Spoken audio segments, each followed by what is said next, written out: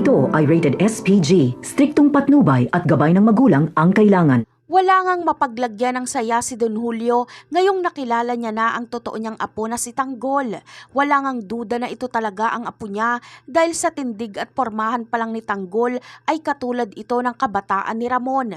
Kaya naman, excited na si Don Julio kung tatanggapin ba ni Tanggol ang pagiging isa niyang Montenegro.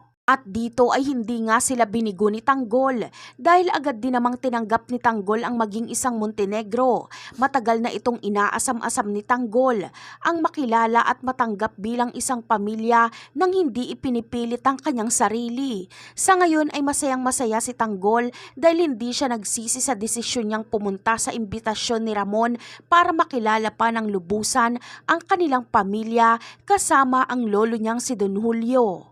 Ngunit kung si Tanggol ay kontento na makilala na ang kanyang pamilya Montenegro, ay kabaliktaran naman ito ni Ramon. Gusto kasi ni Ramon na mabuo talaga ang kanyang pamilya.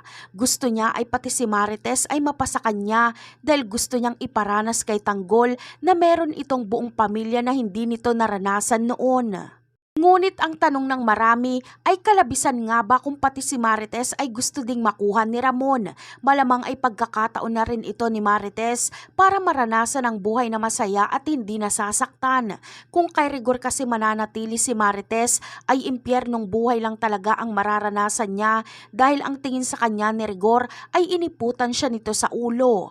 Malamang ay pagmalaman ni Rigor na nakalaya si Marites at muli itong umuwi ng San Dimas ay bugbog na naman siya kay Rigor. At yan ang aabangan natin sa susunod na episode. Bye!